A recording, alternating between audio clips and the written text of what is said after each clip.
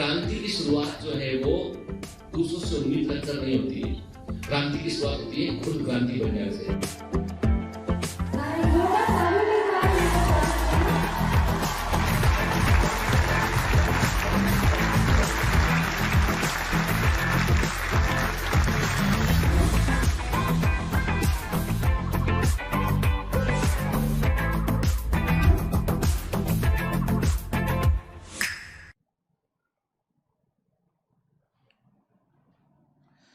Hello commanders, welcome to biometrics classes online. I am doctor Jitendra Singh. तो चलिए बेटा आगे बढ़ेंगे हम आज cell the unit of life में। तो पिछली क्लास में क्या देखा था हमने देखा था कि प्रोटोप्लाज्म क्या होता है, प्रोटोप्लाज्म के केमिकल कंपोजिशन के बारे में बात किया था हमने देखा था कि प्रोटोप्लाज्म की कोलाइडल प्रॉपर्टीज क्या क्या होती हैं, ठीक है ना। और हमने ये भी देखा था प्रोटोप्लाज्म का पीएच क्या होता है, साइटोप्लाज्म क्या होता है, सेल ऑर्गेनेल्स क्या होता है, सेल सेप क्या होता है, ठीक है।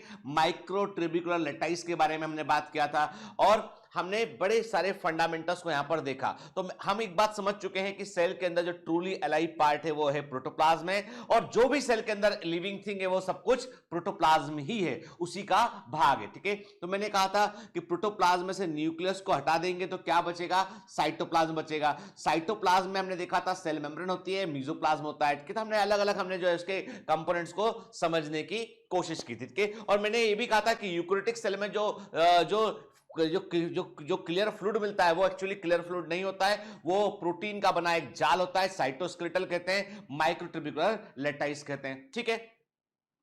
तो अब थोड़ा सा बेटा हम आगे बढ़ते हैं इसमें। तो आज हम जो है मैंने फाइनली आपसे कहा था, काफी समय पहले मैंने आपसे कहा था कि हम सेल के अंदर एंटर करेंगे, तो आज हम सेल वॉल से शुरुआत करेंगे। लेकिन उसके पहले हम कुछ बेसिक फंडामेंटल्स को देख लेते हैं, थोड़ा सा बेसिक है उसको भी हम कवर कर लेते हैं। और ये चैप्टर थोड़ा सा बेटा टाइम टेकिंग चैप्टर है, तो सब रखिएगा मेरे साथ में, और इस चैप्टर से बहुत कुछ हमें सीखने मिलेगा, ठीक है। और अच्छा, एक क्वेश्चन का आंसर दीजिए कि what are the HeLa cells. HeLa cells क्या होती है, आपसे मैं क्वेश्चन करूंगा बेटा कि what are the HeLa cells, के हेला सेल्स क्या होती हैं, ठीक है। ये आप मुझे बताएंगे कि सॉरी मतलब मैं भूल गया निकालना इसको, हाँ, क्योंकि क्या होता है लाइट चमकता है ना, आप लोगों को शायद दिक्कत होता है उससे। चलिए तो अभी हम कंटिन्यू करते हैं इसमें बेटा, ठीक है। देखिए एक बात क्लियर है, हमें मालूम है कि most abundant element of protoplasm is oxygen, के यानी प्रोटोप्लाज्म के अंदर सबसे अधिक मिलने वाला जो एलिमेंट है वो क्या है, वो है ऑक्सीजन। क्या मैंने कहा था बेटा, ये नंबर वाइज नहीं है, ये मॉलिक्यूलर वेट वाइज होता है, के तो हाईएस्ट जो, तो आपको बताना है, मैंने कहा most abundant element in the protoplasm is oxygen. तो बताइएगा, आपको बताना है कि सेकंड कौन सा होता है और थर्ड एलिमेंट कौन सा होता है, ये आप बताएंगे कि यू शुड आंसर मी, ठीक है। यानी सेकंड और थर्ड क्या होता है, ठीक है। और आपको एक प्रश्न का और उत्तर देना है कि प्रोटोप्लाज्म के अंदर जो परसेंटेज ऑफ न्यूक्लिक एसिड है वो कितना होता है। एनसीईआरटी के अकॉर्डिंग मैंने आपको एक टेबल दिखाया था कि percentage of nucleic acid protoplasm में कितना होता है, ये भी आपको बताना है, ठीक है। मेरे जो क्वेश्चन है बेटा उनके आंसर जरूर किया करो, उससे ये फायदा होता है कि आप कुछ इंपॉर्टेंट पॉइंट्स को आप एक बार जो है वो खुद लिखते हैं, खुद आप उसको आंसर करते हैं, तो वो याद रह जाते हैं, ठीक है ना। तो हम ऐसा यदि मैं दो तीन चार क्वेश्चन करता रहूंगा क्लास के दौरान, तो ऐसे करते करते 10 क्लास में 40 चीजें हम सीखते हैं, नहीं के रिकॉल करते हैं उनको हम, है ना, ठीक है। ठीक, तो वो सिग्निफिकेंट है। चलिए अब थोड़ा सा आगे बढ़ते हैं। अब देखो, अभी हम प्रोकैरियोटिक और यूकैरियोटिक सेल की बात नहीं कर रहे हैं, अब हम बात ना प्लांट और एनिमल सेल की बात कर रहे हैं, हम बात कर रहे हैं कि एक टिपिकल मल्टीसेलुलर ऑर्गेनिज्म जो होता है, बहुकोषी जीव होता है, चाहे वो प्लांट हो चाहे एनिमल हो, उसमें सेल्स के टाइप क्या होते हैं। तो हम कहते हैं इन ए मल्टीसेलुलर ऑर्गेनिज्म के, in a multicellular organism there are 3 type of cells, 3 तरह की कोशिकाएं हमको देखने मिलती हैं, 3 टाइप ऑफ सेल्स देखने मिलती है। एक मल्टीसेलुलर ऑर्गेनिज्म में हमको 3 तरह की सेल्स देखने मिलती है। एक होती है बेटा अनडिफरेंशिएटेड सेल्स होती हैं, कि अविभाजित कोशिकाएं होती हैं, ये वो कोशिकाएं होती हैं जो किसी भी फॉर्म में कन्वर्ट हो सकती है। डिफरेंशिएशन जो होता है ना, वो सेल को एक पर्टिकुलर शेप प्रोवाइड करता है। विभेदन कोशिका को एक निश्चित आकृति प्रदान करता है, और उस कोशिका की एक निश्चित आकृति उसके फंक्शन के अकॉर्डिंग होती है, उसके कार्य के अकॉर्डिंग होती है। मतलब differentiation is always division of labour की कैरेक्टरिस्टिक है। विभेदन हमेशा कार्य के श्रम विभाजन की विशेषता है, क्योंकि जैसे जैसे काम बांटना होगा वैसे सेल को उस रूप में हमको ट्रांसफॉर्म करना होगा, ठीक है ना। जैसे हमने कहा ना कि एम्ब्रियोनिक सभी सेल शुरुआत में एक समान होती है, लेकिन कुछ सेल लिवर में डिफरेंशिएट आती है, कुछ किडनी को बना लेती है, ठीक है ना। तो अनडिफरेंशिएट सेल जो है वो किसी भी फॉर्म में कन्वर्ट हो सकती है, जैसे प्लांट्स में होती है मेरिस्टेमेटिक सेल्स, ठीक है, एनिमल्स में होती है स्टेम सेल्स, हम सबकी बॉडी में होती है, ठीक है, और एम्ब्रियो में होती है एम्ब्रियोनिक सेल्स के। तो अनडिफरेंशिएटेड सेल जो होती है ये डिफरेंशिएट कोई निश्चित आकार की नहीं होती है, ये कोई निश्चित जो है वो फंक्शन नहीं करती है, ये किसी भी दूसरी सेल को प्रोड्यूस करके उस रूप में कन्वर्ट हो सकती है। They have highest level of plasticity, ये इनमें सबसे अधिक जो है वो अपने आप को ढालने की क्षमता होती है, ठीक है ना, क्लियर। फिर बात करते हैं हम डिफरेंशिएटेड सेल्स की बात करते हैं, ये होती है विभाजित कोशिकाएं। जैसे कि मैंने आपसे कहा कि जो स्टेम सेल्स थी, जो हेमेटोपोइटिक स्टेम सेल्स थी, हेमेटोपोइटिक स्टेम सेल हमारी बोन मेरो के अंदर होती है। हमारी बोन मेरो कहां होता है? बोन मेरो हमारी लॉन्ग बोन्स, लंबी हड्डियों के बीच में जो भरा होता है पदार्थ उसे बोन मेरो कहते हैं। उसमें जो है वो कुछ स्टेम सेल होती है, हेमेटोपोइटिक स्टेम सेल होती है जो ब्लड की सेल्स को लगातार बना रही होती है, ठीक है ना। तो उन्होंने डिवाइड किया और बना दिया, उन्होंने आरबीसी बना दिया। तो आरबीसी क्या हो गया? एक पर्टिकुलर सेल हो गया जो अपना काम कर रहा होता है, ठीक है। तो मैंने क्या कहा, डिफरेंशिएटेड सेल होती है वो एक निश्चित है, उनका अपना एक निश्चित शेप होता है, उनका अपना एक निश्चित शेप होता है, निश्चित उनका अपना एक जो है वो फंक्शन होता है, ठीक है, क्लियर। यही तो विभेदन है, ठीक है। बाकी से आपने अलग कर दिया उनको, अलग आपने उनको रूप दे दिया, तो आपने बोला इनको हमने डिफरेंशिएट कर दिया। जैसे कि प्लांट्स के अंदर परमानेंट टिश्यू होते हैं। परमानेंट टिश्यू प्लांट के अंदर क्या होता है? पेरेन्काइमा होता है, कोलेनकाइमा होता है, स्क्लेनकाइमा होता है। जब हम प्लांट मॉर्फोलॉजी पढ़ेंगे तब अच्छे से समझेंगे इसको। अब इतना समझ लो कि प्लांट के अंदर दो तरह के टिश्यू होते हैं जो डिवाइड करते हैं, वो मेरिस्टेमेटिक टिश्यू है जो अनडिफरेंशिएटेड सेल्स की कैटेगरी में आते हैं। दूसरे वो टिश्यू होते हैं जो परमानेंट टिश्यू होते हैं, वो डिफरेंशिएटेड सेल्स होते हैं, ठीक है। फिर ह्यूमन बॉडी में बात करें, आरबीसी की बात करें, प्लांट्स में हम सीप ट्यूब को देखें, ठीक है, एनिमल्स में मसल सेल्स को देखें, लीवर सेल को देखें, प्लांट्स में कॉर्क को देखें, ये सब क्या है? ये सब डिफरेंशिएटेड सेल्स होती हैं जो एक निश्चित आकार को प्राप्त कर चुकी है, एक निश्चित काम कर रही होती हैं। फिर कई बार बात करते हैं हम डी डिफरेंशिएटेड सेल्स की बात करते हैं कि ये वो कोशिकाएं होती हैं, ये वो सेल्स होती है जो एक बार डिफरेंशिएट हो चुकी हैं, जो एक बार डिफरेंशिएट हो चुकी हैं और उसके बाद फिर से वो उनमें कैपेसिटी ऑफ डिवीजन लौट आता है, ठीक है। यानी एक बार ये सेल अपने आप को डिफरेंशिएट कर चुकी है, बाद में लगता है कि बॉडी को कुछ और चीज की रिक्वायरमेंट है, तो ये सेल दोबारा से कैपेसिटी ऑफ डिवीजन को रिगेन करती है, दोबारा विभाजन की क्षमता को दोबारा प्राप्त करती है और फिर किसी और फॉर्म में कन्वर्ट हो जाती है। इन्हें हम डी डिफरेंशिएट सेल्स कहते हैं। एग्जांपल है कॉर्किम्बियम, बस इतना याद रखिएगा, ठीक है। अभी बेटा डिटेल में मत जाना, अभी डिटेल में जाने की जरूरत है, हम सब चीजें पढ़ेंगे, ठीक है। तो इसे हमने क्या बोला? हमने कहा, तो ये एक पॉइंट हमने कहा डी डिफरेंशिएटेड सेल कॉर्किम्बियम है, ठीक है, जो कॉर्क को प्रोड्यूस करता है, ठीक। चलिए, तो अब मैंने पहले भी आपसे कहा था कि अब हम जो है वो बैकपैक तैयार रखे हुए हैं और अब हम सेल के अंदर एंटर कर रहे हैं, ठीक। We are going inside this cell, और सेल में हमें मालूम है एक आउटलाइन देखा हुआ है हमने, प्लांट सेल का प्रीमोर्डियल यूट्रिकल कहा था। सबसे बाहर सेल वॉल है, उससे अंदर जो है फिर सेल मेम्ब्रेन है। अंदर आके देखेंगे तो हमको डिफरेंट सेल ऑर्गेनेल दिखाई पड़ते हैं, ठीक है। तो एक काम करेंगे, ठीक है, एक काम करते हैं, हम प्लांट सेल में बाहर से अंदर की ओर चलते हैं। सबसे पहले सामना होगा हमारा सेल वॉल से, तो पहले हम सेल वॉल की बात कर लेते हैं, ठीक है, क्लियर। तो चलिए, एज पर एनसीईआरटी हम देखते हैं क्या लिखा है एनसीईआरटी में। ए नॉन लिविंग, याद रखिए, cell wall is not living, it is a non living structure. ये एक आजीवित संरचना होती है, नॉन लिविंग स्ट्रक्चर होता है, ठीक है। मतलब ये प्रोटोप्लाज्म के बाहर होता है, ध्यान रखना। जो भी प्रोटोप्लाज्म के अंदर होगा बेटा वो लिविंग होगा, ठीक है, एक्सेप्ट ड्यूटोप्लाज्म, कुछ केमिकल को छोड़ के हम, ठीक है। तो हम क्या कहते हैं? सेल वॉल जो है सेल मेम्ब्रेन से बाहर होता है, और प्रोटोप्लाज्म की जो आउटर मोस्ट लिविंग बाउंड्री होती है, प्रोटोप्लाज्म की जो आउटर मोस्ट लिविंग बाउंड्री होती है वो होती है सेल मेम्ब्रेन। यानी प्रोटोप्लाज्म का सबसे बाहर वाला जो जीवित हिस्सा होता है वो होता है सेल मेम्ब्रेन, ठीक है। उसके बाहर होती है सेल वॉल, नॉन लिविंग होती है, ठीक है, clear. And it is rigid also, ये दृढ़ होती है, रिजिड होती है, दृढ़ होती है, ताकि सेल कभी फूले, पानी वाटर अंदर आया, वैक्यूल के अंदर वाटर आया, सेल फूल जाएगा, तो फूलकर सेल फट ना जाए। तो वॉल जो होती है, सेल वॉल प्लांट सेल की सुरक्षा करती है, क्योंकि प्लांट सेल में जो ग्रोथ है उस ग्रोथ में वाटर का बड़ा इंपॉर्टेंस है, ठीक है। क्योंकि प्लांट सेल के अंदर मोस्ट ऑफ द वॉल्यूम किसने घेरा हुआ है? सेंट्रल वैक्यूल ने घेरा हुआ है। वाटर सेंट्रल वैक्यूल के अंदर आता है, मैंने आपको डीपीएस में क्वेश्चन भी दिया हुआ है, पढ़ाया भी हुआ आपको ये मैंने, ठीक है ना। सेंट्रल वैक्यूल की मेम्ब्रेन को हम टोनोप्लास्ट कहते हैं, क्लियर। वाटर अंदर आएगा, फूलेगा, ठीक है। तो प्लांट सेल की लाइफ में वाटर का बड़ा इंपॉर्टेंस है बेटा के उनकी, क्योंकि देखिए अब एक प्लांट सेल चाहे तो अपनी ग्रोथ के लिए वो वाटर के बजाय पूरा प्रोटोप्लाज्म क्रिएट कर सकती है। हालांकि प्रोटोप्लाज्म के अंदर भी मेजर अमाउंट वाटर का ही होता है, लेकिन यदि प्लांट सेल जो है वो बड़ा अमाउंट वाटर का प्रोटोप्लाज्म का क्रिएट करेगी तो उसे बहुत सारा फूड खुद ही यूज करना पड़ेगा, तो दूसरे जीवों के लिए भोजन नहीं बचेगा। तो भगवान ने, ईश्वर ने एक वरदान दिया कि भाई प्लांट सेल को ग्रो करना है तो तुम अपने वैक्यूल में पानी भर लो, अपना साइज बढ़ा लो, प्रोटोप्लाज्म को पेरीफेरी में कर लो, ताकि दूसरे जीवों के लिए भोजन बच सके। प्लांट्स बड़ी किफायत से काम लेते हैं, ठीक है। तो अंदर वाटर भरने पे सेल फूल सकती है और फूल के सडनली फट भी सकती है, तो प्रोटेक्शन प्रोवाइड करने के लिए एक दृढ़ वॉल चाहिए, रिजिड वॉल चाहिए इसके। और वो रिजिड वॉल क्या होती है? वो रिजिड वॉल होती है सेल वॉल, ठीक है। तो हमने क्या, नॉन लिविंग रिजिड स्ट्रक्चर है के, जिसे सेल वॉल कहते हैं। Form and outer covering of the plasma membrane of fungi and plant के। फंजाई और प्लांट में आपको ये कहां देखने मिलता है? फंजाई और प्लांट में आपको ये आपको जो है ये कहां देखने मिलेगा बेटा? ये बाहर आउटर कवरिंग के रूप में देखने मिलेगा, बाहर के नहीं। ये कहां होगा बेटा? ये वास्तव में जो है वो सबसे आउटसाइड होगा ये, ठीक है, ठीक है। चलिए, cell wall not only give shape to the cell. Cell wall केवल कोशिका को, सेल को शेप नहीं देती है, बल्कि सेल की वो सुरक्षा भी करती है, protect from mechanical damage and function.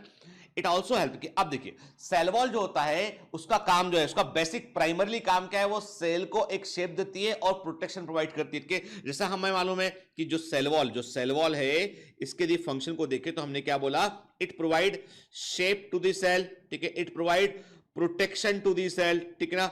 लेकिन इसके अलावा ये एक सबसे अच्छा मीडियम ये भी होता है कि ये सेल टू सेल इंटरेक्शन में भी हेल्प करता है, ठीक है।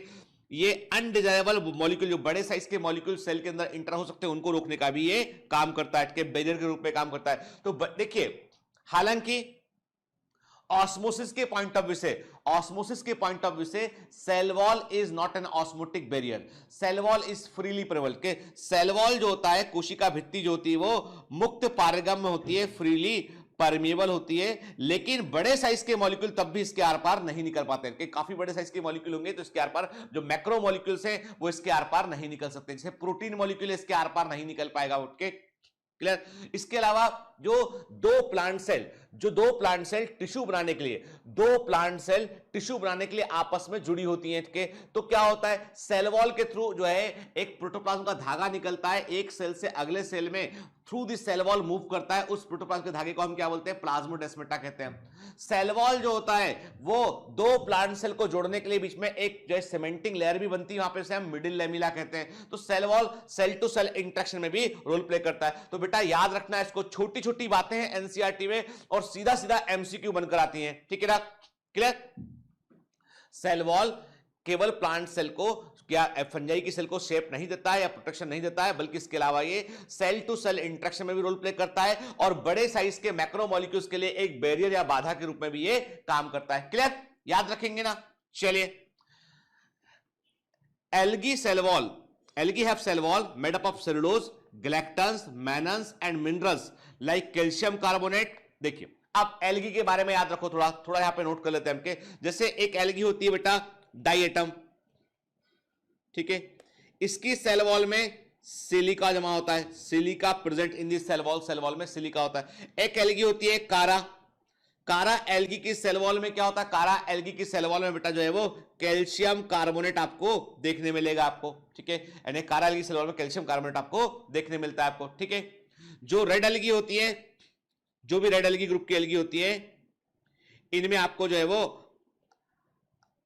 अगार देखने मिलेगा, इन एल्गी में आपको जो है वो अगार देखने मिलेगा आपको, ठीक है ना, क्लियर। फिर हम देखते हैं कि जो एल्गी होती है वो डिफरेंट टाइप के हैं, उनमें जो है आपको गैलेक्टन, मैनन्स, मिनरल्स के तो अलग अलग केमिकल वॉल में हो सकते हैं, वेरी करते हैं वो, क्या। जबकि जो नॉर्मल प्लांट सेल जो होती है उनमें आपको सेल वॉल केवल सेलुलोज, हेमीसेलुलोज, पेक्टिन और प्रोटीन से मिलकर बनी होती है। देयर में भी some protein molecules present in this cell wall, ठीक है, पर ये किस तरह के होते हैं हम आगे बात करेंगे, ठीक है। अभी इतना समझेंगे हम यहाँ पे कि जो सेल वॉल होती है उस सेल वॉल में, प्लांट की cell wall, cellulose main component होता है सेलुलोज के, प्राइमरीली कंपोनेंट, सबसे यदि एक कोई चुनना हो इनमें से तो आप बोलेंगे this is the primary component, ये सबसे मेन कंपोनेंट के। बाकी सब सेकेंडरी कंपोनेंट के। Pectin is the main component of middle lamella, ये मिडिल लेमिला का मेन कंपोनेंट के। क्लियर? अब आप बोलेंगे सर सेल वॉल में प्रोटीन कहां से आया, सेल वॉल में प्रोटीन कहां से आया, तो आपको क्लियर कर दूं मैं, देयर आर सम मॉलिक्यूल जिनका काम होता है कि सेल वॉल को लूज करना, सेल वॉल को टाइट करना। सेल वॉल वास्तव में कई सारे थ्रेड, सेलुलोज के जो फाइबर होते हैं उनके गुथने पर सेल वॉल बनती है, ऐसे गुथने पर सेल वॉल बनती है, ठीक है। तो इन थ्रेड को खोलने का काम होता है, एक्सपांसिन नाम का मॉलिक्यूल होता है जो खोलता है इनको, टाइट करता है इनको। जब एक प्लांट सेल वाटर लेके अपना साइज बढ़ाती है, ग्रोथ करती है, तो सेल वॉल को खोल के थ्रेड को खोलना पड़ता ताकि वो लूज होके आगे बढ़ने का मौका दे। यदि सेल वॉल शुरू से एक प्लांट सेल में जो सेल वॉल बनी होती है, यदि वो एकदम रिजिड होगी, उसमें कोई प्रोविजन ही नहीं होगा खोलने का उसको, तो सेल छोटी की छोटी रह जाएगी। सेल अपना आकार ग्रो करती है तो सेल वॉल को भी ग्रो करना पड़ता है, और सेल वॉल को ग्रो करने के लिए we need certain specific protein जो सेल वॉल के थ्रेड है। अब वो थ्रेड कैसे होते हैं हम आगे देखते हैं, उन थ्रेड को वो खोल सके, ठीक है। क्लियर? तो एनसीईआरटी में साफ साफ लिखा हुआ है बेटा के। क्लियर? अब क्लियर कर के, अब एक जादू भी होता है यहां पे, मेरी बात बड़े ध्यान सुनना बेटा, क्योंकि आप नीट का एग्जाम देने जा रहे हैं, आप 12वीं या 11वीं के एग्जाम की बात नहीं कर रहा हूं के, मैं नीट के एग्जाम की बात कर रहा हूं, और एकदम कान खोलकर सुन लीजिए के। क्वेश्चन आता है आपको कि which of the following chemical is not present in cell wall. सुनिएगा क्वेश्चन के, कौन सा एलिमेंट, कौन सा केमिकल सेल वॉल में नहीं होता है। ऑप्शन ए है सेलुलोज, ऑप्शन बी है हेमीसेलुलोज, ऑप्शन सी है पैक्टिन, ऑप्शन डी है protein. You should answer protein. क्या आंसर करेंगे आप? प्रोटीन। अब आप बोलोगे सर ये तो उल्टा बोल दिया आपने, या तो लिखा हुआ है। देखो बेटा, एग्जाम हमेशा इस बात का नहीं होता है, एग्जाम हमेशा इस बात का नहीं होता है कि 3 ऑफ 4 ऑप्शन है, 3 गलत है, 1 सही है। There are some time exam में ऐसा क्वेश्चन भी आता है जिसमें कि चारों ऑप्शन लगभग सही होते हैं, आपको मोर करेक्ट आंसर चुनना होता है। कई बार एग्जाम में क्वेश्चन ऐसा भी आता है जिसमें कि चारों ऑप्शन गलत होते हैं, आपको कम गलत आंसर चुनना होता है।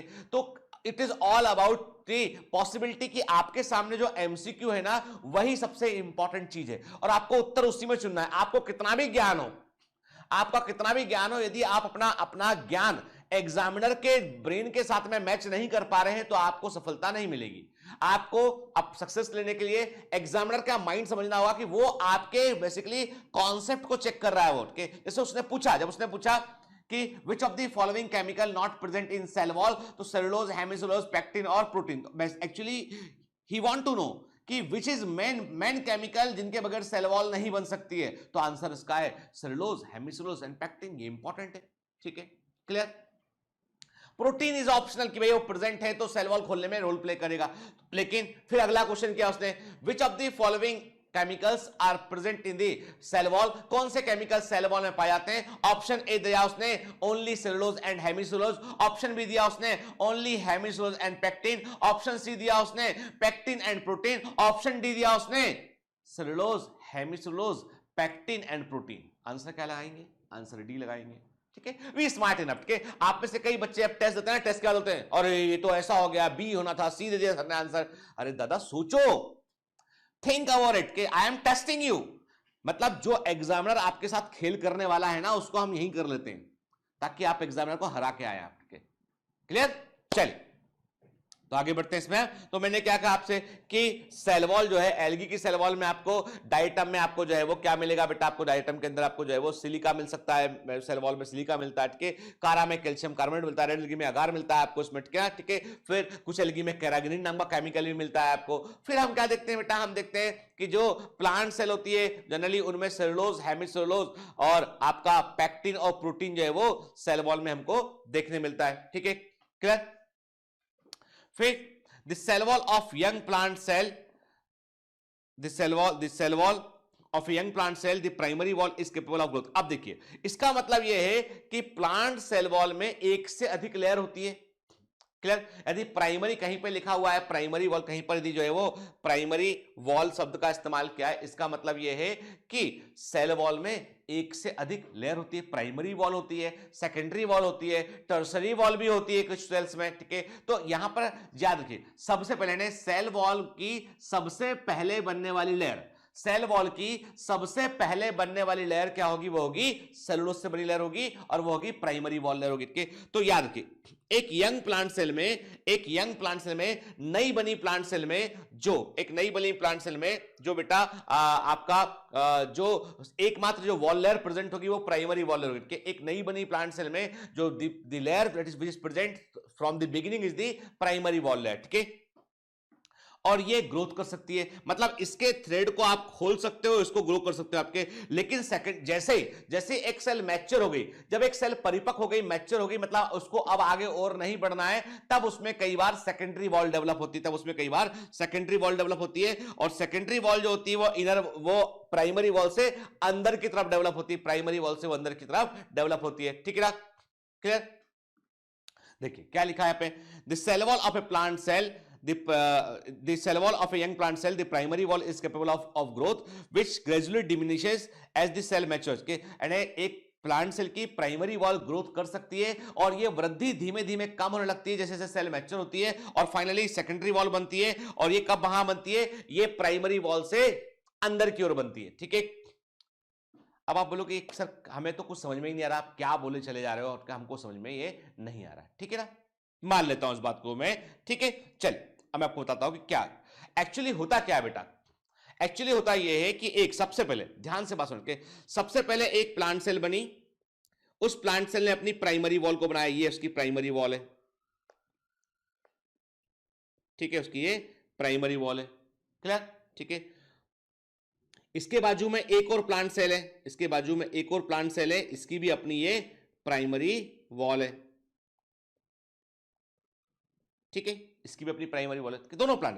यानी ये हम जो देख रहे हैं, ये क्या देख रहे हैं? हम देख रहे हैं ये प्राइमरी वॉल। समझो बेटा क्या लिखा है, बाद में पढ़ लेना। प्राइमरी वॉल देख रहे हैं, प्राइमरी वॉल लेयर देख रहे हैं। किससे बना होगा? मेनली सेलुलोज से बना होगा। ये ग्रो कर सकता है। ठीक है, अब दोनों प्लांट सेल को टिश्यू के साथ में रखना है हमको, जोड़ के संभाल कर रखना है हमको। तो क्या करेंगे? दोनों को आपस में जोड़ना पड़ेगा, चिपकाना पड़ेगा। चिपकाने के लिए वी नीड सीमेंटिंग मटेरियल, हमें सीमेंटिंग मटेरियल की रिक्वायरमेंट हुई। ठीक है, ये सीमेंटिंग मटेरियल कहता है, ये जो लेयर सीमेंटिंग लेयर बनी एक, इसे क्या बोला हमने? इसे हमने बोला मिडिल लैमिला, बोला इसको हमने। इसको मैं इधर लिख देता हूं, इसको हमने क्या बोला? इसे हमने बोला मिडिल लैमिला, बोला इसको हमने, मिडिल लैमिला बन गया। क्या है ये? मिडिल लैमिला सीमेंटिंग लेयर होता है। अब प्लांट सेल ग्रो हो चुका है, अब सेकेंडरी वॉल बनना है। तो आप एक बात बताइए मेरे को, आपने कभी घर बनते देखा है? जो घर बनता है तो घर में क्या करते हैं हम ईंटों को इमेजिन करते हैं कि जो ईंटें हैं, बिल्कुल जो मैं बोल रहा हूं सोचने समझ उसको इमेजिन कीजिए। जो ईंटें हैं वो एक प्लांट सेल है ना, और जो ईंट की सरफेस है वो क्या है? वो ईंट की जो सरफेस है खुद की सरफेस है वो प्राइमरी वॉल है ना। तो आपने कभी घर बनाते हुए देखा है? किसी मिस्त्री को देखा होगा आपने घर बनाते हुए कि वो एक ईंट को रखता है, क्या करता है वो ऐसे लेगा, उसने एक ईंट को रखा, ठीक है, सीमेंट लगाया, दूसरी ईंट को रखा, सीमेंट लगाया उसने ऐसे, ठीक है, ऐसे वो ईंटों को जोड़ता जाता है ना। तो इमेजिन करते हैं जो ईंट है, ईंट की सरफेस जो है वो क्या है? जो ईंट की सरफेस है वो क्या है बेटा? वो है प्राइमरी वॉल लेयर है, और जो सीमेंटिंग लेयर जो है वो जो सीमेंट है वो मिडिल लैमिला के। अब कभी आप देखो, मान लो हमारा एक घर है, इमेजिन करके हमारा ये घर है, इस घर में हम रहते हैं और हमको जो है अंदर हमें अपने घर में प्लास्टर करना है। जैसे हम प्लास्टर करते हैं ना, तो प्लास्टर जनरली हमारी प्रायोरिटी होती है कि प्लास्टर हम अंदर तब से करें, घर के अंदर से करें ताकि हमारी दीवारें साफ दिखाई पड़े। ऐसे इमेजिन कीजिए कि ये एक सेल है, एक सेल अपने आप में एक घर के समान है, एक सेल अपने आप में कंपार्टमेंट के समान है। अब वो पूरी तरीके से ग्रो कर चुकी है, then it want to plaster its house. वो अपने घर को प्लास्टर करना चाहती है चारों तरफ से के। तो क्या करेगी वो?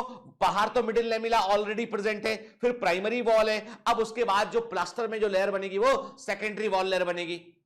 तो सेकेंडरी वॉल लेयर हमेशा प्राइमरी वॉल लेयर से अंदर होगी, क्योंकि घर के अंदर प्लास्टर किया गया है। कहां किया गया है? घर के अंदर प्लास्टर किया गया है। ठीक है ना, क्लियर? समझ में बात आ रही है? जैसे एक हमारा घर है, वो एक सेल के समान मान लिया हमने क्या कहा? हमने कहा कि बाहर वाले घर से वो जुड़ा हुआ है, एक घर से जुड़ा हुआ है मैंने, और वहां पे एक सीमेंटिंग लेयर ऑलरेडी लगा हुआ है, जिसको हमने क्या बोला? मिडिल लैमिला काट के।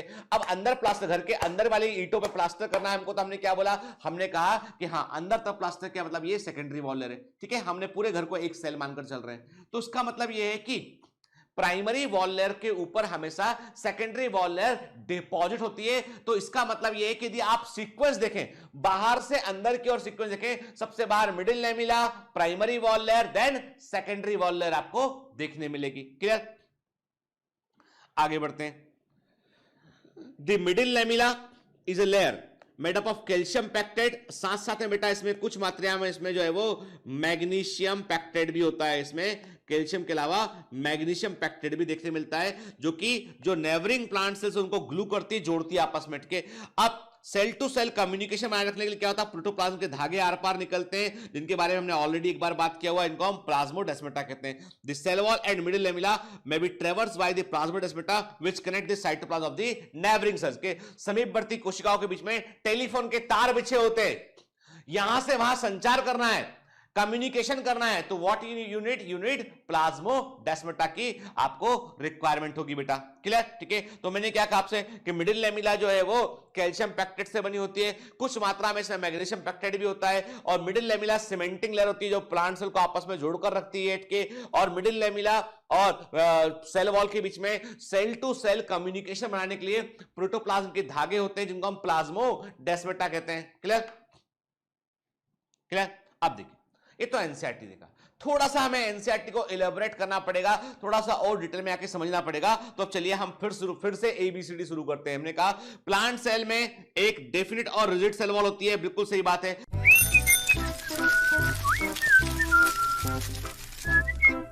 Hi, sorry to disturb you in between lecture, but it's important to inform you.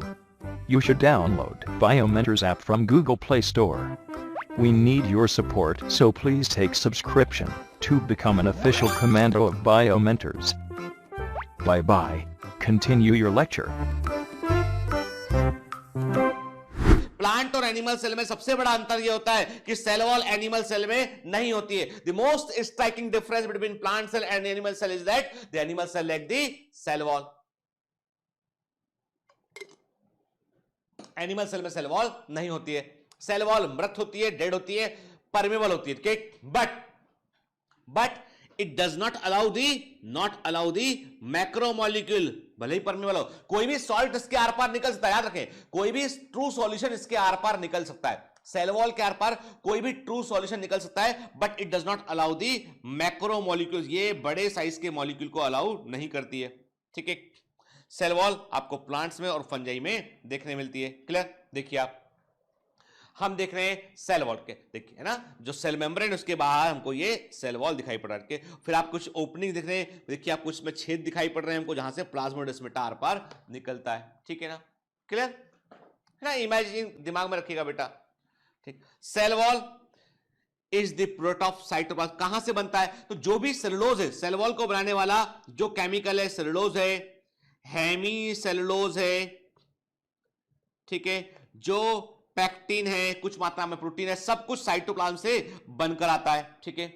Cell wall does not act as a physiological boundary, physiological एक ही word, physiological boundary. Cell wall physiological boundary के समान काम नहीं करता है। मतलब cell wall is not an osmotic barrier. के परासरण की घटना जब हम पढ़ते हैं, जब हम प्लांट वाटर रिलेशन को पढ़ते हैं, तो cell wall is not an osmotic barrier. के सेल वॉल जो है वो परासरणी बाधा नहीं होता, it is not an osmotic barrier. के मतलब कौन सा मॉलिक्यूल अंदर आएगा बाहर जाएगा ज्यादा कंट्रोल नहीं करता है, और इसके पास कोई खुद की मेटाबॉलिज्म नहीं, डेड, ऑलरेडी डेड स्ट्रक्चर होता है। ठीक।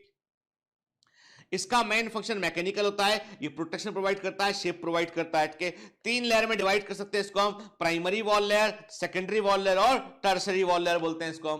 क्लियर? ठीक है। देखिए ना, अब आप क्या कर रहे हैं, आप इलेक्ट्रॉन माइक्रोस्कोपिक इमेज को देख रहे हैं, जो दो प्लांट सेल के बीच में जो है बतलाती है कि किस प्रकार से सेल वॉल पाई जाती है, सीमेंटिंग लेयर कैसा होता है। देखिए ध्यान से, आप क्या देख रहे हैं, आप देख रहे हैं कि ये एक प्लांट सेल है, ये दूसरी प्लांट सेल है। हमने क्या देखा, हमने देखा कि किस प्रकार से सेल्स आपस में जुड़ी होती हैं, उसको समझने की हम कोशिश कर रहे हैं। इलेक्ट्रॉन माइक्रोस्कोप से हमने इमेज को लिया। हमने क्या कहा, हमने कहा जो दोनों सेल्स के बीच में जो सीमेंटिंग लेयर है वो मिडिल लैमेला है, साफ साफ दिखाई पड़ रहा है। फिर जो middle lamella adjacent plant cell को आपस में जोड़ती है through the primary wall. And middle में देखो क्या होता है, मिडिल लेमिला बीच में है, तो इधर क्या होगा, प्राइमरी वॉल होगा, इधर भी प्राइमरी वॉल होगा। मतलब दो एडजेसेंट प्लांट सेल की प्राइमरी वॉल को जोड़ने वाली लेयर को क्या बोलते हैं, मिडिल लेमिला कहते हैं। दो समीपवर्ती पौधों की प्राथमिक भित्ति को जोड़ने वाली परत को क्या बोलते हैं, मध्य पटलिका बोलते हैं, मिडिल लेमिला बोलते हैं। The wall layer that connect the primary wall of the two plant cell is known as the middle lamella। Clear? तो ये प्राइमरी वॉल हो गया। प्राइमरी वॉल से अंदर हम देखते हैं सेकेंडरी वॉल लेयर देखते हैं, और सेकेंडरी वॉल लेयर में तीन परतें होती है, S1, S2 और S3, तीन परतें होती है। अब देखो हम एनसीईआरटी से अंदर एंटर कर गए, यानी जहां एनसीईआरटी ने बात खत्म की थी उससे हम अंदर जा रहे हैं, आगे जा रहे हैं। सेकेंडरी वॉल लेयर में तीन परतें होती है, S1, S2 और S3। ठीक है, देखिए ना, हम ये एक समझने की कोशिश करें, एक हम व्यू ले रहे हैं किस तरह का होता है। तो मैंने कहा कि देखो आप जोड़ने वाला क्या है, पे आपको दिखाई पड़ रहा है बेटा, ये मिडिल लेमिला, ठीक है, बीच में प्राइमरी वॉल देख रहे हो आप यहां पे, और जो protoplasmic thread cell to cell move कर रहे हैं वो प्लाज्मोडेस्माटा है, याद रखिएगा। क्लियर है ना? चलिए, तो एक सिंपल सा डायग्राम हम यहां पर बना लेते हैं ताकि हमको याद रहे कि किस प्रकार की वॉल लेयर होती है, किसका सीक्वेंस क्या होता है। तो ये डायग्राम साधारण सा डायग्राम है, आपकी कॉपी में आप आसानी से इसको बना सकते हैं बेटा। सिंपल, मैंने क्या बोला आपसे कि बीचों बीच सीमेंटिंग लेयर है, सीमेंटिंग लेयर को मैं कलर करता हूं, मैंने कहा ये सीमेंटिंग लेयर हो गया, ये मैंने कहा ये हो गया इसका सीमेंटिंग लेयर। ठीक है, मैंने कहा ये सीमेंटिंग लेयर, मिडिल लेमिला मैंने कलर कर दिया, मैंने कहा ये हो गया सीमेंटिंग लेयर, हो गया ये मिडिल लेमिला। ठीक है, इसको मैं कलर करता हूं। ठीक है, तो मैंने कहा ये हो गया मिडिल लेमिला। ठीक है, दो प्लांट सेल को आपस में जोड़ने वाला ये सीमेंटिंग लेयर हो गया। ठीक है ना? फिर हमने क्या कहा, हमने कहा फिर एक होता है प्राइमरी वॉल लेयर। तो हमने क्या बोला, this is the primary wall layer. ये मैंने बोला ये हो गया बेटा प्राइमरी वॉल लेयर। ठीक है ना? ठीक है, मैं केवल लकीर से शो कर रहा हूं प्राइमरी वॉल लेयर के। इसके बाद प्राइमरी वॉल लेयर के ऊपर क्या जमा है बेटा, ये है सेकेंडरी वॉल लेयर। मैंने कहा ये हो गया सेकेंडरी वॉल लेयर, हमको दिखाई पड़ा जो प्राइमरी वॉल लेयर से अंदर, क्या चूंकि पूरा कलर था, ये सेकेंडरी वॉल लेयर हो गया। और इसमें हमको तीन परतें, हमको तीन परतें इसके अंदर हमको दिखाई पड़ रही है, S1, S2 और S3 के तीन परतें हमको यहां पर सेकेंडरी वॉल लेयर में देखने मिल रही है, S1, S2 और S3। ठीक है, तीन लेयर हमको यहां पर देखने मिल रही है। आप सिंपल लकीर खींचिए, काम बन जाएगा। केवल आपको सीक्वेंस याद रखना है कि primary wall layer, middle lamella, middle lamella ने दो प्लांट सेल की प्राइमरी वॉल को जोड़ा, प्राइमरी वॉल से अंदर सेकेंडरी वॉल लेयर है, S1, S2 और S3 लेयर प्रेजेंट है, और सबसे अंदर फिर टर्शरी वॉल लेयर देखने मिल सकती है। कि it may not be present in most of the cell, किसी में पाई जाती है, टर्शरी वॉल लेयर होती है। ठीक है ना? और फिर सबसे अंदर क्या है, प्रोटोप्लाज्म है। ठीक है, याद रखना है, सीक्वेंस क्रम हमको दिमाग में रखना है। ठीक, प्राइमरी वॉल लेयर के बारे में लिखते हैं थोड़ा। प्राइमरी वॉल लेयर जो होती है वो 1 से 3 माइक्रोन थिक होती है, 1 to 3 माइक्रोमीटर थिक होती है। 1 माइक्रोमीटर कितना होता है बेटा, 10⁻⁻6 मीटर होता है। ठीक है ना? क्लियर? ये सबसे पहले फर्स्टली एपेयर वॉल लेयर होती है, मेनली सेलुलोज से बनी होती है, थिन होती है और इलास्टिक लेयर होती है, खिंच सकती है, ग्रोथ में रोल प्ले कर सकती है। कि आप जब एक प्लांट यंग प्लांट से ग्रो करती है तो यही लेयर उसमें हेल्प करती है, अपना साइज बढ़ा सकती है। तो प्राइमरी सेल वॉल लेयर जो है वो 1 से 3 माइक्रोमीटर थिक होती है, फर्स्टली एपेयर वॉल लेयर होती है, मेनली सेलुलोज से बनी होती है, थिन और इलास्टिक लेयर होती है, पतली और प्रत्यास्थ परत होती है। इलास्टिक का मतलब है खिंच सकती है, जो ग्रो कर सकती है। ठीक है ना? और अपनी जगह पे आ भी सकती है वापस। फिर सेलुलोज। अब सेलुलोज क्या होता है, प्राइमरी वॉल लेयर सेलुलोज। अब सेलुलोज के बारे में कुछ पता होना चाहिए हमको, क्योंकि हम सेलुलोज के बारे में उसका नाम लेते रहें और उसके बारे में पता ना रखें तो प्रॉब्लम है। And it is one of the very important portion जो हम पर देख रहे हैं स्लाइड के, ये बड़ा महत्वपूर्ण स्लाइड है, इस पे एग्जाम में क्वेश्चन पूछा जाता है कि cellulose is an organic compound. Cellulose एक कार्बनिक पदार्थ है जो कि पॉलीसैकेराइड के, सैकेराइड मतलब शुगर, पॉली मतलब कई सारे शुगर मॉलिक्यूल के मिलने पर बनता है सेलुलोज, और जिन शुगर मॉलिक्यूल से बनता है उन्हें बोलते हैं beta D glucose. It is a polymer of beta D glucose. Very very IMP के, ये बीटा डी ग्लूकोज का पॉलीमर है। याद रखना बेटा, जो स्टार्च है, स्टार्च भी एक पॉलीसेकेराइड है जो कि अल्फा डी ग्लूकोज का पॉलीमर है। स्टार्च अल्फा डी ग्लूकोज का पॉलीमर होता है, ठीक है। स्टार्च स्टोर्ड फूड मटेरियल होता है। स्टार्च होता है वो संग्रहित भोज्य पदार्थ होता है, स्टोर्ड फूड मटेरियल होता है, जो कि वास्तव में जो है वो अल्फा डी ग्लूकोज का पॉलीमर होता है। सेलुलोज जो होता है वो स्ट्रक्चर पॉलीसेकेराइड है। सेलुलोज होता है वो स्ट्रक्चर को बनाने वाला पॉलीसेकेराइड है और इसकी बीटा डी ग्लूकोज का पॉलीमर होता है। Cellulose is the primary structural component of green plant के। ग्रीन प्लांट में आप पाएंगे देखेंगे कि जो पॉलीसेकेराइड आपको जो है सब most of the green plants में देखने मिलेगा आपको, वो है सेलुलोज के। अधिकांश ऑलमोस्ट सभी प्लांट्स में आपको ये देखने मिलेगा। Also the secondary wall contains cellulose which with variable amount of lignin and hemicellulose के। जब प्राइमरी वॉल लेयर तो मेनली सेलुलोज से ही बना होता है, लेकिन सेकेंडरी वॉल लेयर जो होता है उसमें भी कुछ मात्रा में सेलुलोज आपको देखने मिलता है, जिसमें लिग्निन और बाकी दूसरे मॉलिक्यूल प्रेजेंट हो सकते हैं, ठीक है। तो अब हम कहते हैं कि एक एग्जामिनर एक क्वेश्चन करता है, आपसे कहता है which is the most common biopolymer on the earth के। कौन सा पृथ्वी पर सबसे अधिक मिलने वाला बायोपॉलीमर है? Which is the most common biopolymer on the earth. कौन सा पृथ्वी पर सबसे अधिक मिलने वाला बायोपॉलीमर है? आंसर इसका लिग्नोसेलुलोज, ठीक है ना, जो वुड में होता है, लकड़ी में होता है, वुड में होता है, ठीक है।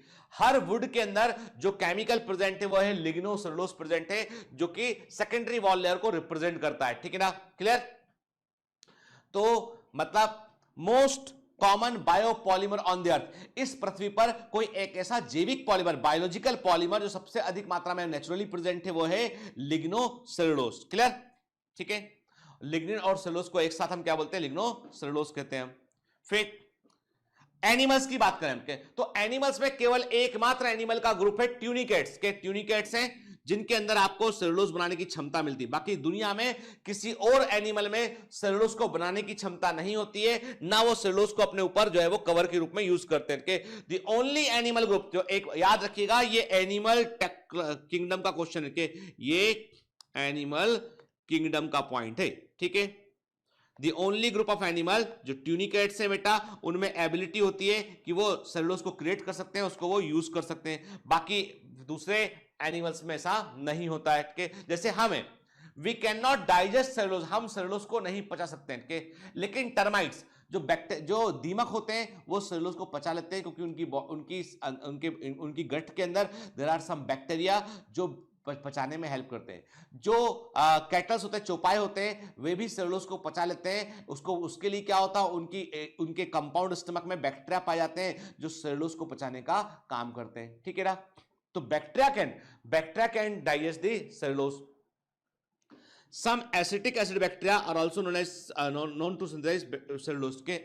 कुछ जो एसिटिक एसिड बैक्टीरिया होते हैं बेटा, वो भी सेलुलोज का निर्माण कर सकते हैं,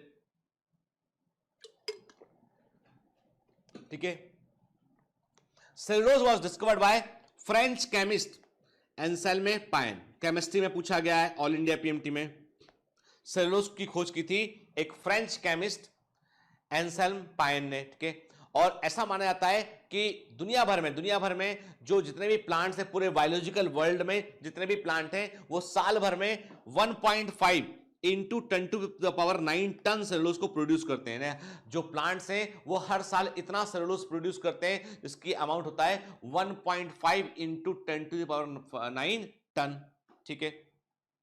now come to the secondary wall layer की बात करते हैं। तो प्राइमरी वॉल लेयर सेलुलोज से बनी होती है, देखा हमने के। अभी हम सेलुलोज का जो अरेंजमेंट है उस पर भी हम बात करेंगे। मैंने कहा ना से कैसा नेटवर्क के रूप में होता है, उस पर भी हम बात करेंगे। अभी केवल हम वॉल लेयर समझ रहे हैं। सेकेंडरी वॉल लेयर की बात करें तो हमेशा वेरी हमेशा ध्यान रखना, ये हमेशा जो है वो प्राइमरी वॉल लेयर से अंदर की तरफ होती है। It is situated inside the primary wall layer. ये प्राइमरी वॉल लेयर से अंदर की तरफ होती है। 4 से 10 माइक्रोमीटर थिक होती है और ये प्राइमरी वॉल के ऊपर ही डिपॉजिट होती है। ये थिक होती है और नॉन इलास्टिक होती है, यानी एक बार सेकेंडरी वॉल लेयर बन गई तो सेल का साइज फिक्स हो गया। अब सेल ग्रो नहीं कर सकती, ठीक है, इट कैन नॉट ग्रो, अब वो फिक्स हो गया वो चीज, ठीक है। इसमें 3 जोन होते हैं, S1 S2 S3। इसमें S2 जोन सबसे थिकेस्ट जोन होता है। अब देखिए किस तरह की होती है सेल वॉल। तो हमने एक इमेज यहां पर देख रहे हैं, मेरी बात ध्यान सुनिए। कभी आपने देखा है छोटे शहरों में जनरली, देखिए अभी क्या है कि आप छोटे शहरों में कई बार लोग जो है रेडियो सुनने के लिए वो यूज करते हैं, जो ट्रांजिस्टर होता है ना वो यूज करते हैं। आजकल हालांकि आजकल मोबाइल ने सब कुछ बदल दिया है। आजकल मोबाइल ने क्या कर दिया, आजकल मोबाइल ने वही टेलीफोन बन गया है, वही मोबाइल टेलीफोन ही था एक्चुअली, ठीक है, वही टीवी बन गया है इस बात, वही आपका जो है वो रेडियो भी बन, एफएम भी बन चुका है, तो मतलब कैमरा भी वही बन गया है आपका, सब कुछ है ना, वीडियो कैमरा, आपका स्टिल कैमरा, सब कुछ है ना, मोबाइल के अंदर पूरी दुनिया आज आ चुकी है। Everything is possible. आप लेक्चर सुन रहे हैं भी, लेकिन मैं एक बात क्लियर कर दूं कि अभी हाल आपको बता दूं कि मोबाइल का भी ऐसा है कि जैसे मैं आपसे कहूं कि मेरा जो अभी भतीजा है वो भी होगा 7th में या 8th में होगा, 8th में। ही आस्क्ड मी कि बड़े पापा एक मोबाइल दिलाओ, अच्छा वाला मोबाइल दिलाओ। मैंने कहा कौन सा मोबाइल? ही सेंड मी ए लिंक कि वो मोबाइल का कॉस्ट जो है तकरीबन 20,000 25,000 के आसपास का कॉस्ट था उसका। मैंने बोला इसका तू क्या करेगा? बोला पढ़ाई करूंगा, स्कूल आजकल मोबाइल पर चल रहा है। तो मैंने कहा व्हाई नॉट लैपटॉप? मैंने कहा दुगनी कॉस्ट का आता, दिलाता हूं तेरे को, लैपटॉप ले। पर ये वो बिल्कुल से होता, बोलते हैं इसको कि सत्याग्रह अनशन उस मोड में आ गया कि नहीं नहीं पापा नहीं, लैपटॉप नहीं, ये नहीं, ये नहीं के। जबकि एक्चुअली में ideally laptop is the best thing as compare to mobile. यदि आप देखो फोन यदि किसी को करना है, मैसेज रिसीव करना है, तो सिंपल मोबाइल भी आपका काम करता है। 2-3-4 हज़ार का मोबाइल, उसमें भी स्मार्टफोन के फंक्शन आजकल आने लगे, ठीक है, वो भी काम करता है। लेकिन अब आप यदि बहुत बड़ा इन्वेस्टमेंट मोबाइल में कर रहे हैं, मतलब you are investing in camera, you are investing in this के, तो अभी आपके लिए मोर और लेस वो एंटरटेनमेंट का साधन बन जाता है।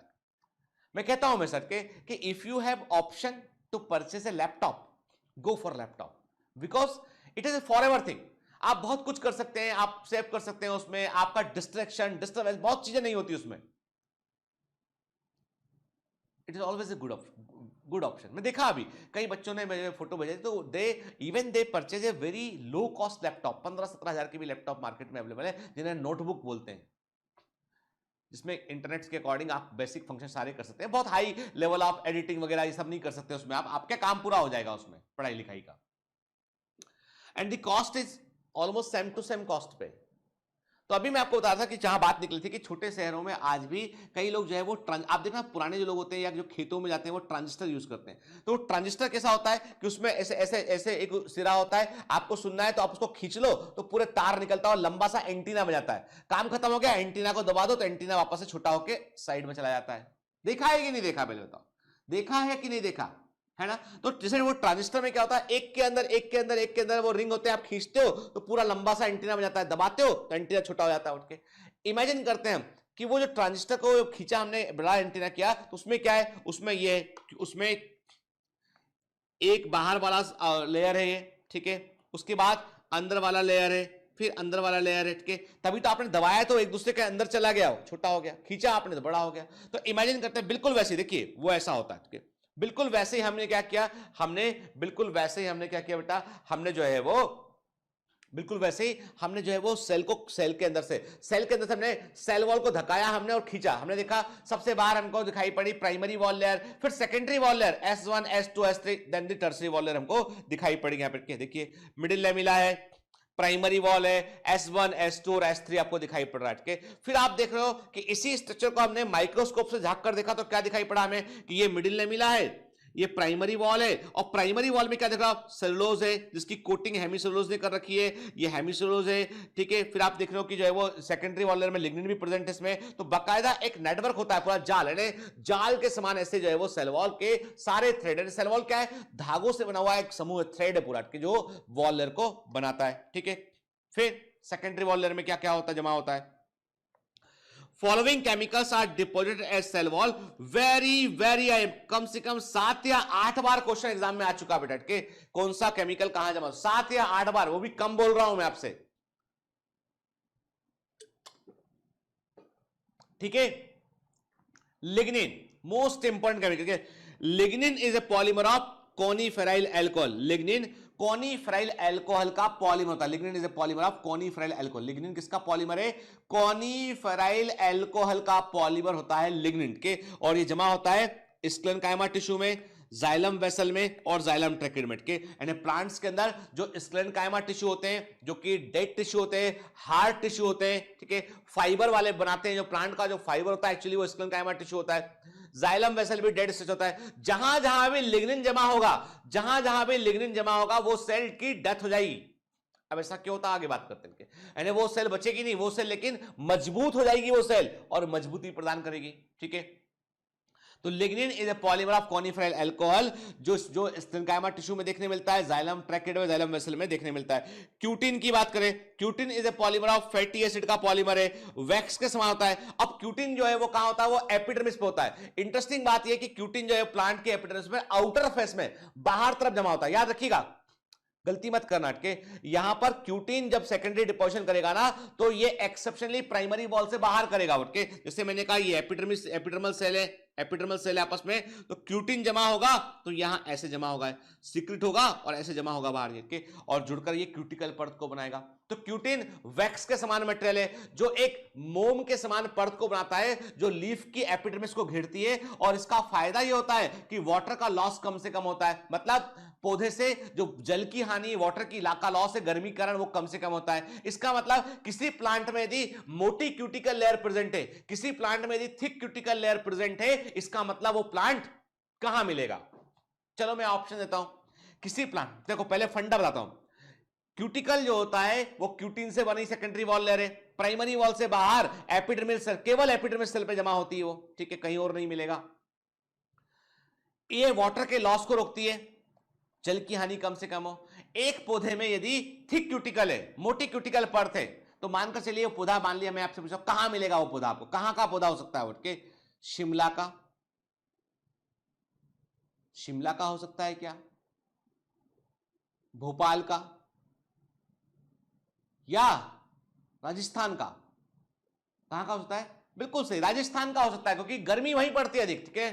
जहां अधिक गर्मी पड़ेगी, जो रेगिस्तानी एरिया है, वहां पे मोटा क्यूटिकल लेयर देखने मिलेगा आपको, वाटर के लॉस को रोकेगा उठ के। तो कोई प्लांट इसमें थिक क्यूटिकल लेयर है, मतलब वो ऐसा प्लांट है जो हाई टेम्परेचर में रहता है, जो वाटर के लॉस को रोकने की कोशिश करता है। तो ऐसे प्लांट को हम जीरोफिटिक प्लांट बोलते हैं, मरुस्थली पौधे बोलते हैं इनको हम, ठीक है। उसमें थिक क्यूटिकल देखने मिलेगी। और जो एक्वाटिक प्लांट है उसमें क्यूटिकल एब्सेंट होगी या नेग्लिजिबल होगी उसमें, ठीक है, क्लियर। फिर आते हैं सुबेरिन। सुबेरिन जो है वो भी सुबेरिन भी फैटी एसिड का पॉलीमर है, और ये कॉर्क की सेल वॉल में जमा होता है। ये कॉर्क की सेल, ये नॉर्मल है, अंदर तरफ ही जमा होगा, सेल वॉल को डेड कर देगा। ये सुबेरिन जो होता है वो कॉर्क की सेल वॉल में जमा होता है। याद रखिए, जब कभी सेल में लिग्निन जमा होगा सेल की डेथ आएगी, सुबेरिन जमा होगा सेल की डेथ आएगी, पर क्यूटिन जमा होगा सेल की डेथ नहीं होगी, क्योंकि क्यूटिन केवल एक तरफ जमा होता है, केवल एक तरफ जमा होता है। अब आप बोलोगे सर अभी आपने बताया हमको कि लिग्निन सेल में जमा होगा सेल की डेथ हो जाएगी, सुबेरिन जमा होगा सेल की डेथ हो जाएगी। क्यों डेथ हो जाएगी? अरे भाई सिंपल सी बात है, ये एक सेल है, ठीक है, इसने आसपास से बाकी सेल से कनेक्शन बना रखा है अपना प्लाज्मोडेस्माटा से, न्यूट्रिएंट वगैरह भी लेती है वो। अब सेकेंडरी वॉल जमा हुआ इसमें, कि सेकेंडरी वॉल जमा हुआ इसमें, ये सेकेंडरी वॉल जमा हुआ, ये बन गया लिग्निन। अब इसने सारे कनेक्शन तोड़ दिए। ये इतना टफ मटेरियल है कि इसने बाहर के सारे कनेक्शन तोड़ दिए, ना कोई प्लाज्मोडेस्माटा इससे अंदर आ सकता है, ना वाटर अंदर, कुछ भी नहीं हो सकता इसमें, कनेक्शन तोड़ दिए उसने। अब क्या होगा? अब सिंपल सी बात है, सेल तो मर जाएगी क्योंकि उससे बाहर से नॉरिशमेंट नहीं मिलेगा उसे, ठीक है। तो सेकेंडरी डिपोजिशन जहां जहां भी होता है वहां पे टिश्यू की डेथ हो जाती है, ठीक है, क्लियर। तो हमने क्या बोला, हमने कहा लिग्निन कॉनिफेरल अल्कोहल का पॉलीमर है, क्यूटिन फैटी एसिड का पॉलीमर है, सुबेरिन फैटी एसिड का पॉलीमर है, ओके। तो कॉर्क की सेल वॉल में क्या जमा होता है? सुबेरिन जमा होता है। एपिडर्मिस में क्या जमा होता है? क्यूटिन जमा होता है। और जाइलम वेसल्स में लिग्निन जमा होता है, जाइलम ट्रैकेट में लिग्निन जमा होता है, और स्क्लेरोकाइमा टिश्यू में लिग्निन जमा होता है, क्लियर, ठीक है। Now come to the tertiary wall layer. ये क्या होता है कि ये केवल कुछ सेल्स में हमको देखने मिलती है। ये एक प्रकार से सूखी हुई सेल मेम्ब्रेन होती है, जो ड्राइड अप हो चुकी होती है, वो होती है। It is basically dried up plasma lining, जो प्रोटोप्लाज्म का ड्राइड अप पार्ट होता है। और मेन केमिकल इसमें हमको जाइलिन और सेलुलोज देखने मिलता है हमको, जो उसके ऊपर जमा हो चुका होता है, जाइलिन और सेलुलोज देखने मिलता है, ठीक है। तो देखिए आप, है ना, तो हमने वही कहा ना, ट्रांजिस्टर का जो एंटीना होता है, वैसे ही हमने सेल की वॉल लेयर को निकाल कर देखा हमने। तो हमें क्या सीक्वेंस, क्या क्रम दिखाई पड़ रहा है, ध्यान से देखिएगा क्या क्रम हमको यहां पे दिखाई दे रहा है। आप देख रहे हैं ये प्राइमरी वॉल लेयर 1 2 के थर्ड वाला पतला होगा, या एब्सेंट कई बार नहीं भी होता, इतना पतला होता है। देन आप देख रहे हैं कि आपको जो कॉनिफेरल अल्कोहल देखने मिल रहा है आपको सेकेंडरी वॉल लेयर में, के मतलब लिग्निन जमा है यहाँ पे, ये आप टर्सरी वॉल लेयर देख रहे हैं आप, ठीक है, क्लियर। तो एक्चुअली हम देख रहे हैं कि जो सेल वॉल है वो किस प्रकार की हमें दिखाई पड़ती है, कौन कौन सी वॉल होती है उसको देखा हमने यहाँ पे, ठीक है ना। देखिए एंड और आप देखिए ये इमेज क्या, ये एनिमेशन आपको क्या बतलाता है कि ये एनिमेशन में क्या आप देख रहे हो कि एक रस्सी को खींच के आप तोड़ रहे हो, तो आप क्या देख रहे हो कि रस्सी में एक कोई धागा थ्रेड जो है वो आपको समझ में आ गया कि जिसको आप एक सिंगल रोप समझ रहे थे वो एक्चुअली सिंगल रोप नहीं थी, कि इट इज बेसिकली एक कलेक्शन ऑफ थ्रेड, ये कलेक्शन ऑफ थ्रेड था, ये एक्चुअली धागों का एक समूह था। देखिए आप ये थ्रेड दिखाई पड़ रहा है, कलेक्शन दिखाई पड़ रहा है आपको इसमें दिख रहा है, ठीक है ना। तो वैसे ही जब सेल वॉल को हम देखते हैं तो हमें वो एक लेयर के रूप में दिखाई पड़ती है, but actually it is a collection of so many threads, कई सारे थ्रेड का वो कलेक्शन होती है, जैसे आप देखिए ध्यान से, है ना। हम देखें हम तो मैंने कहा कि मिडिल लेमिला के बाद हमने कहा प्राइमरी सेल वॉल ले रहे थे हम, देन हम क्या देख रहे हैं अंदर तरफ सेल मेम्ब्रेन देख रहे हैं, अभी सेकेंडरी वॉल नहीं बना इसके अंदर के, एक हम यंग सेल का सेल वॉल को देख रहे हैं। तो आप क्या देख रहे हो, प्राइमरी वॉल लेयर में क्या दिखाई पड़ रहा है आपको, दिखाई पड़ रहा है आपको उसमें आपको सेलुलोज के माइक्रोफिब्रिल दिखाई पड़ रहे हैं, क्रॉस लिंकिंग करने वाले पैक्टिन भी दिखाई पड़ रहे हैं आपको यहाँ पे, कि आपको यहाँ पे जो है वो तो डिफरेंट केमिकल आपको दिखाई पड़ के। तो एक्चुअली में ये जो है ऐसे कई सारे सेलुलोज के माइक्रोफिब्रिल होते हैं जो आपस में गुथे होते हैं और उससे जो है वो सेल वॉल का स्ट्रक्चर बनता है, तो याद रखिएगा। चलिए, The main component of cell wall of the plant cell is cellulose. वह अब एक एक बात को बड़े ध्यान से समझिएगा और नोट करते जाना बेटा इसको, क्योंकि आपको आपकी एनसीईआरटी में नहीं मिलेगा और कई सारी रेफरेंस बुक के अंदर भी गलत तरीके से दे रखा है और कहीं पर है भी नहीं है। तो मैंने क्या कहा, this cell wall of plant cell की सेल वॉल का जो मेन कंपोनेंट है वो क्या, वो है cellulose. Very very um The smallest structural unit of cell wall is elementary fibril और मिशेल के, वेरी वेरी इंपॉर्टेंट के। एंड जहां से हम ऐसा मानते हैं कि सेल वॉल के बनने की शुरुआत हो चुकी है, जहां से हम ऐसा मानते हैं, जिस स्ट्रक्चर को देखकर हम ऐसा सोचते हैं कि ये सेल वॉल का ही हिस्सा है, सेल वॉल के बनने की शुरुआत हो चुकी है, तो वो स्ट्रक्चर सेलुलोज नहीं है, वो है सेलुलोज से मिलकर बनी हुई मिशेल है, जिसको हम क्या बोलते हैं, जिसको हम बोलते हैं एलिमेंट्री फिब्रिल कहते हैं, या इसको हम जो है वो मिशेल कहते हैं, ठीक है, इसे हम एलिमेंट्री फिब्रिल या मिशेल कहते हैं, ठीक है, क्लियर। तो देखिए, तो मतलब सेल वॉल को बनाने वाली सबसे छोटी इकाई जो सेलुलोज के मिलने पर बनी होती है वो होती है मिशेल या एलिमेंट्री फिब्रिल होती है। Each micelle made up of 100 cellulose chain, हर एक मिशेल में 100 सेलुलोज चेन होती है, ठीक है, और हर एक सेलुलोज चेन में तकरीबन on an average 3000 glucose molecule होते हैं। इसका मतलब ये कि 3000 ग्लूकोज मॉलिक्यूल से क्या बना, एक सेलुलोज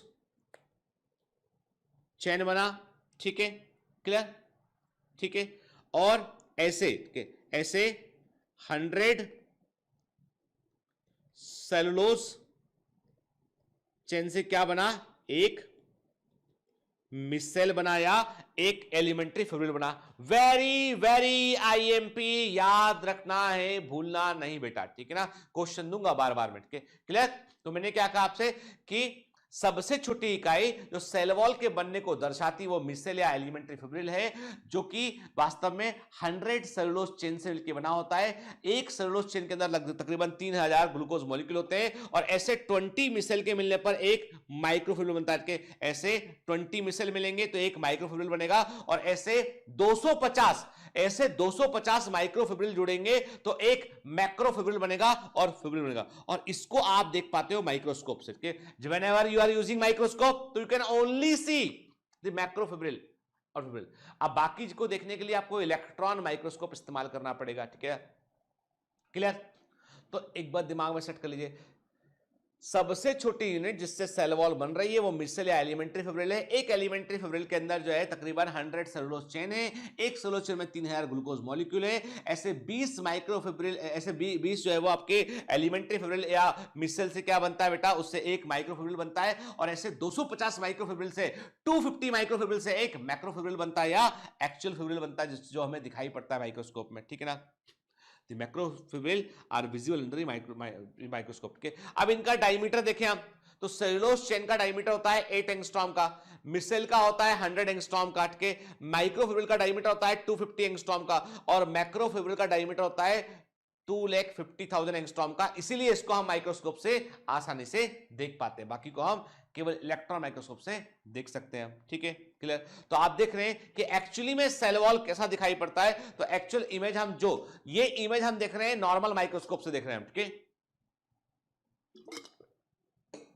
बढ़िया अच्छे रिजोल्यूशन वाला, हाई मैग्निफिकेशन वाले, हम अच्छे वाले कंपाउंड माइक्रोस्कोप से ये वाला इमेज देख रहे हैं, इसमें हमको दिखाई पड़ रहा है। देखिए आपको ये सेल वॉल दिखाई पड़ रहा है। ठीक, क्लियर, ठीक। और जब आप इलेक्ट्रॉन माइक्रोस्कोप से देखने के बाद एक पिक्चर या डायग्राम तैयार करते हैं तो आपको तब दिखाई पड़ता है कि यहां पर जो दिख रहा है सिंपल सा, वो इतना सिंपल नहीं है, उसमें कई सारी चीजें हैं। उसमें जो है एलिमेंट्री फिब्रिल है, उससे हमने कहा कि फिर जो माइक्रोफिब्रिल बना, देन दी मैक्रोफिब्रिल बना। ठीक है, क्लियर, ठीक। अब सेल वॉल ग्रोथ की बात करते हैं कि भाई सेल वॉल ग्रो कैसे करता है। तो एक काम करते हैं कि अभी हम जो है चीजों को ज्यादा कॉम्प्लेक्स नहीं करते हैं, तो नेक्स्ट हम यहां पर कंटिन्यू करेंगे नेक्स्ट क्लास में। ठीक है, तो अभी हम नेक्स्ट क्लास में हम क्या देखेंगे, सेल वॉल का ग्रोथ कैसे होता है उसको देखेंगे, हम मिडिल लेमिला को देखेंगे, रेटिंग ऑफ फाइबर क्या होता है। अभी हम वहां पर कुछ माइक्रोब्स इन ह्यूमन वेलफेयर के कॉन्सेप्ट की बात भी करेंगे आपके। मैंने पहले भी कहा आपसे कि इस चैप्टर का संबंध बहुत सारे चैप्टर से, और इस अकेले चैप्टर से बहुत सारे एमसीक्यू बनते हैं। ठीक है, इसलिए हमें बिल्कुल समझ जो जहां जिसका जिक्र आ रहा है उससे जुड़ी 4 चीजें वहां पर और पढ़ लेना है। ठीक है, क्लियर, जिससे कि हमें एक ओवरऑल पेपर है। मैं कह रहा हूं आपसे केवल इस चैप्टर के पूरा होने के बाद आप कोई भी ईयर का ऑल इंडिया पीएमटी का नीट का पेपर देखेंगे तो आप उसमें जो है मोर देन 20% क्वेश्चन आप सॉल्व कर पाएंगे। आप, मैं कह रहा हूं आपसे इस क्वेश्चन इस केवल इस चैप्टर के बाद। ठीक है, इतना इंपॉर्टेंट चैप्टर में से ये एक है बेटा। ठीक है ना, तो नेक्स्ट क्लास में हम बात करेंगे बेटा सेल वॉल की ग्रोथ के बारे में, मिडिल लेमिला के बारे में, ठीक है, और रेटिंग ऑफ फाइबर के बारे में, और देन उसके बाद हम जो है वो डिफरेंट हम स्ट्रेंथ्स के बारे में बात करेंगे, और हम फिर आगे बढ़ेंगे सेल मेम्ब्रेन पे। ठीक है ना, तो अभी हम सफर में कहां पर हैं, हम केवल और केवल सेल वॉल पे। आज बताओ आज के लेक्चर में बोर तो नहीं होना, तो क्या है कि थोड़ा सा कहीं कहीं पे फैक्चुअल इंफॉर्मेशन जो हमको दिमाग में रखनी पड़ेगी बेटा, है ना। ठीक है, और देखो ऐसा है कि पढ़ना बेटा जो होता है ना,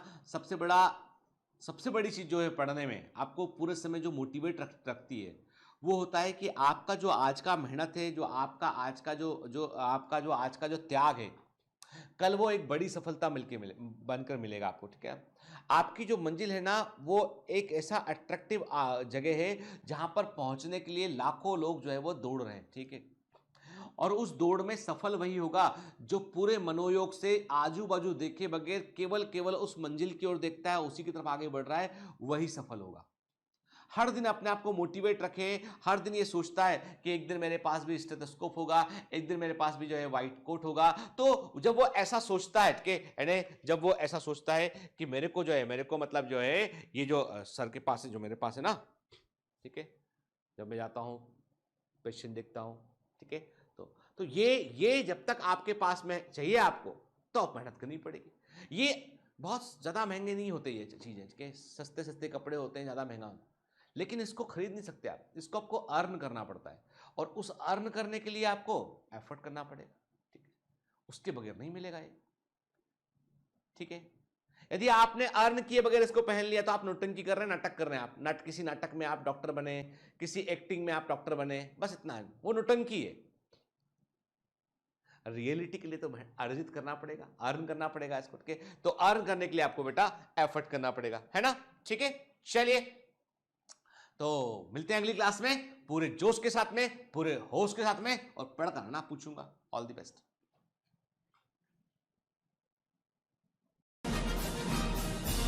Hi. To become an official commando of Biomentors, join us at www.biomentors.online. Here you can solve daily practice papers, an online test. You can download performance enhancement sheets. You can track your progress. You can interact with other fellow commandos. Join us and prepare yourself. It's a commando training for your success. Download Biomentors online app from Google Play Store.